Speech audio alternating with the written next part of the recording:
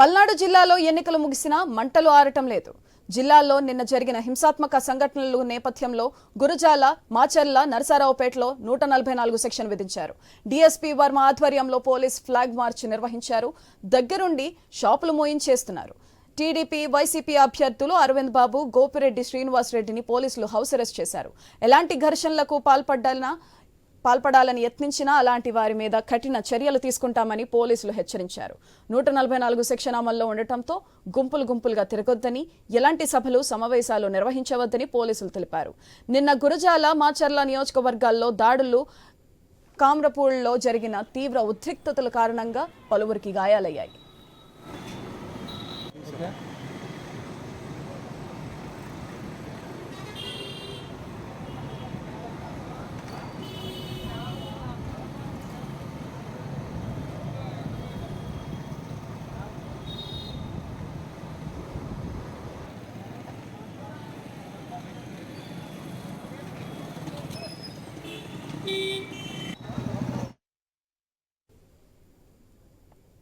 పల్నాడు జిల్లాలో ఎన్నికలు ముగిసినా మంటలు ఆరటం లేదు.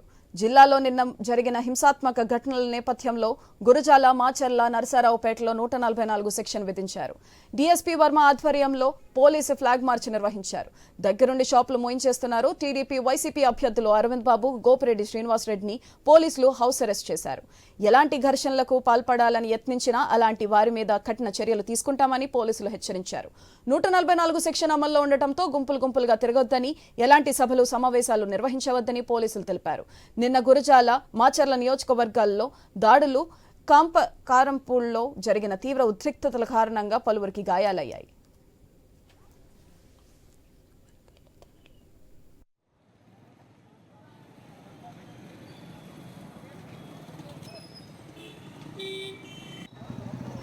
మరింత సమాచారం మా ప్రతినిధి సాంశివరావు ఫోన్ల ద్వారా అందిస్తారు. సాంశివరావు, చెప్పండి. ఎన్నికలు ముగిసి 2 రోజులు అవుతున్నా కూడా పల్నాడు జిల్లాలో ఆ మంటలు ఆరట్లేదని చెప్పుకోవాలి. ఎందుకంటే ఎన్నికలు ముగిసిన దగ్గర నుంచి కూడా తీవ్రంగా అక్కడ దాడులు జరుగుతున్నటువంటి పరిస్థితి ఉంది. ఒక పార్టీ దాడులు చేసుకుంటా ఉన్నారు. ఒక పక్క టీడీపీ, వైసీపీ 2 వర్గాల మధ్య కూడా అక్కడ పచ్చగడ్డి వేస్తే బగ్గుమనే పరిస్థితికి వచ్చిందని చెప్పుకోవాలి. ముఖ్యంగా నరసరావుపేట చూసుకోవచ్చు. నరసరావుపేట ఎన్నికలు జరిగే సమయంలో ఒకసారిగా అక్కడ ఉన్నటువంటి లావు శ్రీకృష్ణదేవరాయలు, అదేవిధంగా టీడీపీకి సంబంధించినటువంటి అరవింద్ బాబు, లావు శ్రీకృష్ణదేవరాయల వాహనాలు వైసీపీ వాళ్ళు ధ్వంసం చేసిన వెంటనే టీడీపీకి సంబంధించినటువంటి నాయకులు గోపిరెడ్డి, వైసీపీ అసెంబ్లీ అభ్యర్థి ఎమ్మెల్యే గోపిరెడ్డి శ్రీనివాస్ రెడ్డి ఇంటిపై కూడా దాడి చేయడం జరిగింది. దాడి చేసి ఇంటి అద్దాలు కూడా ధ్వంసం చేయడం జరిగింది. ఈ నేపథ్యంలో వాళ్ళు ఒక 500 మంది, వీళ్ళు ఒక 500 మంది గత 2 రోజులుగా గస్తీ కాస్తా ఉన్నారు. పోలీసులు గాల్లోకి కాల్పులు కలిపి కాల్చి రబ్బర్ బుల్లెట్లు కూడా వదిలినటువంటి పరిస్థితి అయితే ఉందని చెప్పుకోవాలి.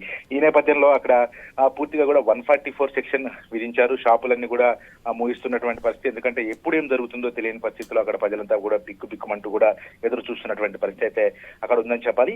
ఈ నేపథ్యంలోనే అక్కడ 144 సెక్షన్ విధించారు. పోలీసులు కట్టుదిట్టమైనటువంటి ఏర్పాటు చేశారు. ఇక గురజాల చూసుకున్నట్లయితే నిన్న అనిల్ కుమార్ యాదవ్ని, అదేవిధంగా కాశీ మహేష్ రెడ్డిని అక్కడ ఉన్నటువంటి కొంతమంది టీడీపీ నాయకులు ఉరికించినటువంటి పరిస్థితి చూసాం. అక్కడ వాళ్ళు పరుగులు పెట్టారు.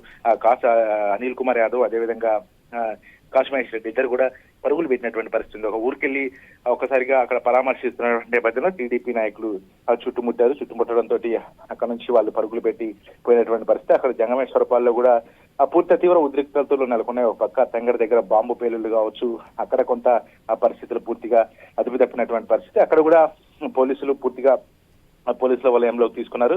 అక్కడ కట్టుదిట్టమైనటువంటి ఏర్పాటు చేశారు. ఇక మాచర్లు అయితే ఒక అగ్ని గుండంగా మారిందని చెప్పుకోవాలి. ఇక కారంపూడిలో ఒకసారిగా వైసీపీకి సంబంధించినటువంటి నాయకులు స్వయాన పిన్నెల్లి రామకృష్ణారెడ్డే ఆ రంగంలో దిగి కారంపూడి గ్రామంపై విచక్షణ రహితంగా దాడులు నిర్వహించడం జరిగింది. అక్కడ ఉన్నటువంటి వాహనాలు తగలబెట్టడం కానీ, అదేవిధంగా ఆ ప్రజలపై దాడి చేయడం, అక్కడ ఉన్నటువంటి సిఐకి అదుపు చేసే సమయంలో సిఐ కూడా తీవ్ర గాయాలయ్యాయి.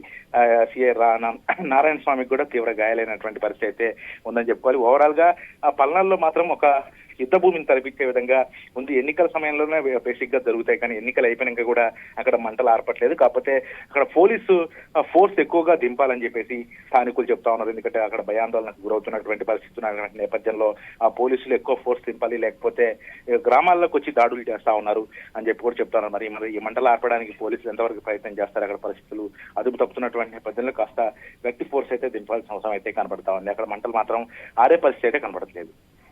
Right, thank you Samsivarao.